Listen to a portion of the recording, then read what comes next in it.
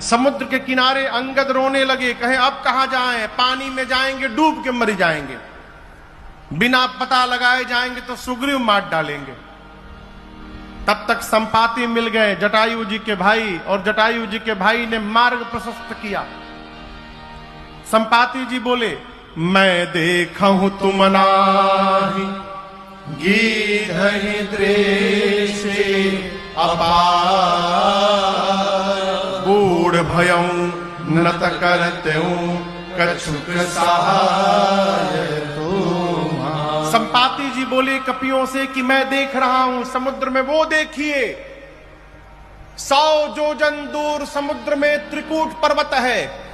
त्रिकूट पर्वत के एक कूट पर अशोक वाटिका है, जहां अशोक वाटिका में एक अशोक वृक्ष के नीचे वो सीता जी बैठी है। दिखाई पड़ गई सीता जी, सारे कपि नाचने लगे, सीता जी का पता लग गया।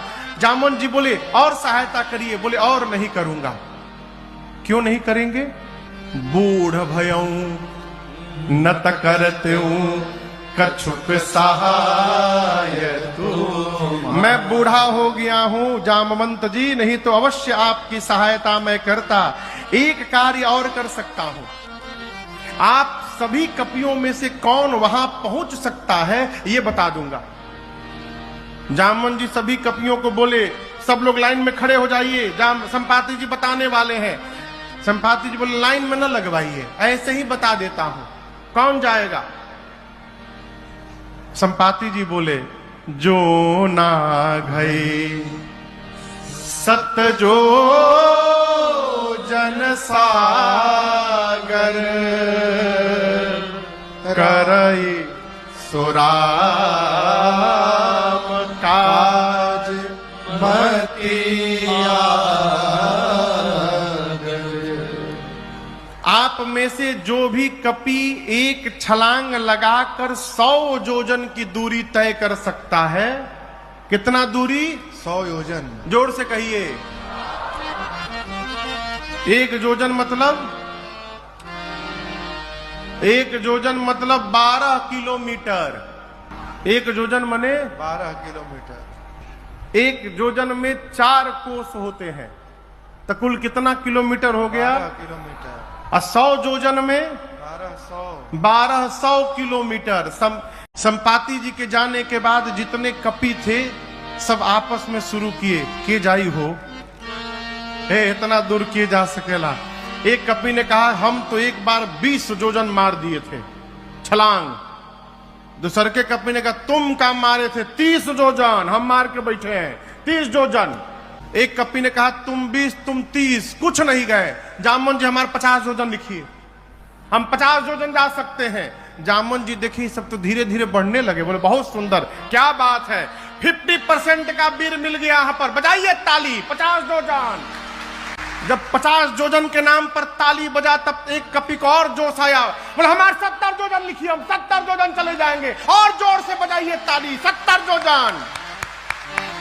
है कोई वीर और 70 योजन के आगे जाने वाला? एक कपि पूरा हिम्मत बांध रहा है। जामुन जी बोले जल्दी बोलो, कितना? 80 लिखी कि 85? 90 योजन। 90 योजन चला जाऊंगा। जामुन जी बोले बस पहुंचने वाले हो, बहुत सुंदर। 90 योजन। एक बार और हिम्मत बढ़िए, 100 पूरा हो जाई। कौन जाएगा 90 योजन के आगे? 90 योजन 1, 90 योजन 2, 90 योजन 2.5। अरे रुकिए ना 1 मिनट। जामुन जी बोले कहां चल जाई? 99 योजन भी जाइएगा तो पानी में डूब जाइएगा, 90 योजन कहां जाइएगा? आप लोग को शर्म नहीं आती अपने आप को युवा कहने में? मैं बूढ़ा हो गया, शरीर में बल नहीं है पहले के समान। मेरी जवानी थी उस समय भगवान बलि को बांधने के लिए त्रिविक्रम रूप धारण किए थे। उस शरीर की मैंने 2 घड़ी में 7 परिक्रमा मारी थी। बलि बाधत प्रभु बाढ़ऊ, सो तन बरन न जाय, उभय घड़ी महदीनी 7 प्रदक्षिण धाय। दौड़कर 7 परिक्रमा मैंने की थी। उस समय मेरी युवा अवस्था थी। मैं बूढ़ा हो गया हूं, नहीं तो बताता 100 योजन किसको कहा जाता है। जब जवानी को ललकारा ना जामवंत जी ने, अंगद जी बोले कि देखिए हम जा तो सकते हैं लेकिन रिटर्न की गारंटी नहीं है मेरी, वापसी की गारंटी नहीं है कि हम आइयो पाएम कि ना आ पाएम होने से। जामन जी मने मन सोचे, जब आके जाके आ ही नहीं पाओगे तो बीच में लबर लबर काहे बोल रहे हो? है? अरे जाना नहीं है, जाके वापस भी आना है। जामन जी बोले, अच्छा ये बताइए बजरंग बली कहाँ बैठे हैं? बोले एनिए तो थे, न जाने कहीं बैठे होंगे झाड़ी ओड़ी में इधर उधर।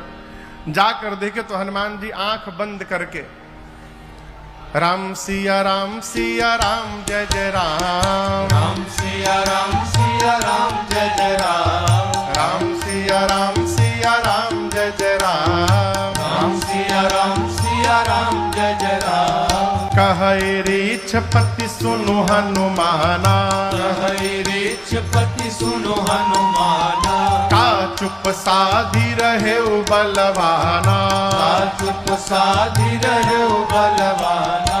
पवन तनय बल पवन समाना, पवन तनय बल पवन समाना, बुद्धि विवेक विज्ञान निधाना, बुद्धि विवेक विज्ञान निधाना। कवन सुकाज कठिन जग माही, कवन सुकाज कठिन जग माही, जो नहीं होई तात तुम पाही, जो नहीं होई तात तुम पाही। श्री जामवंत जी हनुमान जी से बोले, हे हनुमान जी आप क्यों मौन धारण किए हैं? कहिए, आप जाएंगे ना उस पार? आप पवन पुत्र हैं, पवन देव के समान आपका बल है और वेग है। संसार का ऐसा कौन सा कार्य है जो आपके लिए संभव है, आप नहीं कर सकते हैं? आप जाएंगे ना? हनुमान जी आंख बंद करके गए। राम सिया राम जय जय राम, राम सिया राम जय जय राम, राम सिया राम जय जय राम, राम सिया राम जय जय राम। जामन जी बोले, यहाँ कीर्तन करने के लिए आप आए हैं, ये कीर्तन करने का समय है। आपका अवतार क्यों हुआ है, आपको कुछ याद है? हनुमान जी बोले, कुछ याद नहीं है। श्री जामवंत जी हनुमान जी को स्मरण दिलाते हैं, हे हनुमान जी, राम काज लगी तव अवतारा, सुनतै भयउ पर्वताकारा, राम काज लगे तव अवतारा, सुनतै भयउ पर्वताकारा। श्री जामवंत जी बोले, हनुमान जी आपका अवतार केवल और केवल राम कार्य करने के लिए हुआ है। श्री हनुमान जी सुने कि राम काज लगी मम अवतारा, मेरा अवतार राम कार्य के लिए हुआ है और उसी राम कार्य के लिए मुझे बुलाया जा रहा है। श्री हनुमान जी सुने कि राम काज लगी मम अवतारा, मेरा अवतार राम कार्य के लिए हुआ है और उसी राम कार्य के लिए मुझे बुलाया जा रहा है। गोस्वामी जी कहते हैं, सुनता ही भयउ पर्वताकारा। हनुमान जी महाराज विशाल पर्वत का आकार धारण कर लिए, शरीर बढ़ाने लगे, इतना विशाल रूप धारण कर लिए, सारे कपि ऐसे देखने लगे। हनुमान जी महाराज सिंह की आवाज में दहाड़ने लगे। बोले, जामवंत जी आपने कहा कोई समुद्र पार नहीं कर पाया, मेरी सुनिए, मैं पार नहीं करूंगा। खेल खेल में समुद्र को लांघ जाऊंगा, रावण को पकड़ के मसल के मार दूंगा। नहीं तो कहिए रावण को उसकी सेना के साथ पकड़कर रगड़ के समाप्त कर दूं, नहीं तो कहिए पूरी लंका को त्रिकूट पर्वत के साथ हाथों में उठाकर आपके सामने लाके रख दूं। क्या करूं? शीघ्र बताइए क्या करूं? रावण को मारूं, रावण सेना सबको मारूं, लंका ले आऊं, क्या करूं? जामन जी बोले, पहले नीचे आइए, पहले नीचे आइए, बराबरी में आइए। हनुमान जी नीचे आए। जामन जी बोले, न रावण को मारिएगा, न सेना को मारिएगा, न लंका को ले आइएगा, आप केवल एक काम करिएगा जाकर। क्या?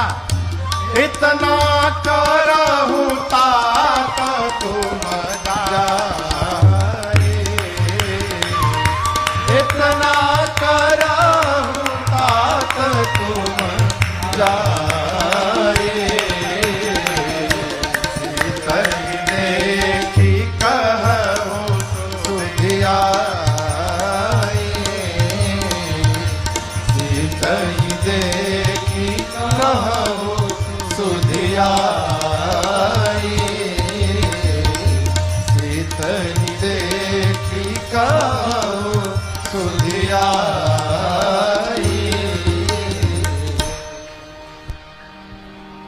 श्री जामवंत जी बोले हनुमान जी को आप कुछ नहीं करेंगे, चुपचाप जाइएगा, सीता जी को देखिएगा और सीता जी की सूचना आकर राम जी को दीजिएगा, बस।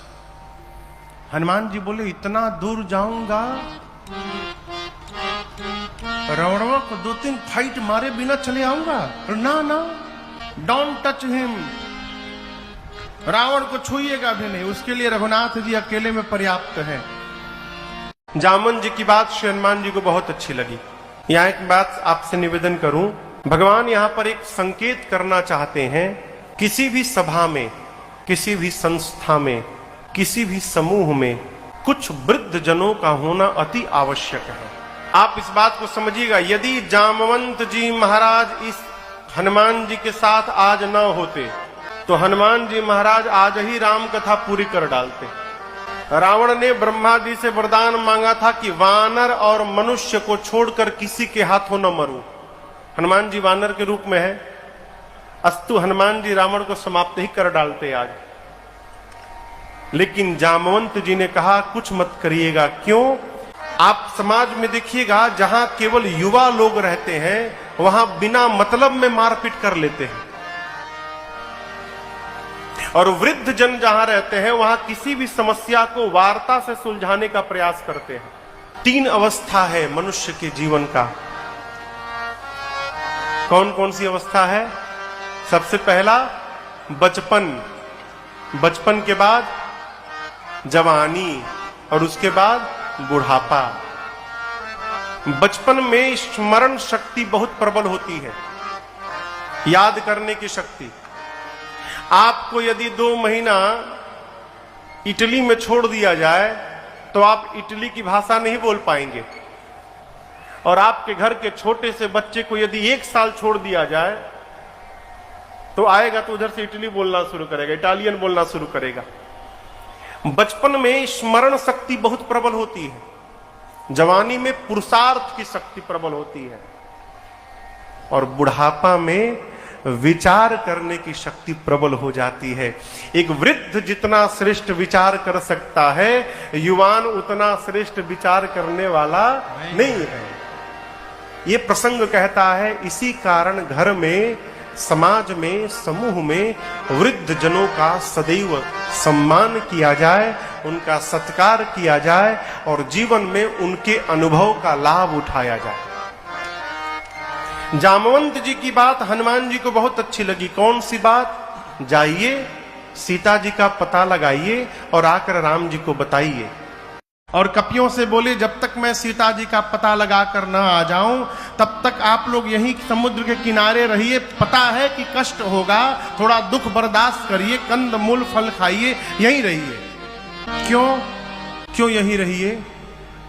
हम लोग होते तो कहते कहाँ परेशान होइएगा, चले जाइए, जाके बता दीजिएगा हम गए हैं, हम पता लगा के आ रहे हैं। हनुमान जी सोचे यदि ये लोग चले जाएंगे और मैं बाद में जाऊंगा तो कहा जाएगा कि हनुमान ने पता लगाया है, और जब हम पता लगा कर आएंगे, सबको एक साथ लेकर के जाएंगे, तो फिर कहा जाएगा कि सबने मिल करके पता लगाया है। इसलिए कहे जाइएगा मत, यहीं रुकिएगा। इसका एक कारण और भी है। हनुमान जी सोचे, सुग्रीव जी ने कहा है खाली हाथ जो आएगा वो मेरे हाथों मार दिया जाएगा।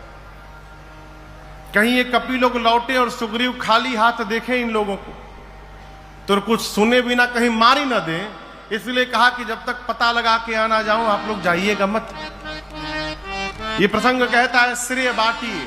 क्या बांटिए? ये कथा जो हो रही है ये बिना आपके सहयोग के थोड़ी संभव है। चाहे कोई भी कार्य, कोई भी अच्छा कार्य बिना सहयोग के संभव नहीं है। जीवन में जितना श्रेय बांटिएगा उतना आनंद होगा, और जहां श्रेय बटोरिएगा उतनी निंदा होगी समाज में।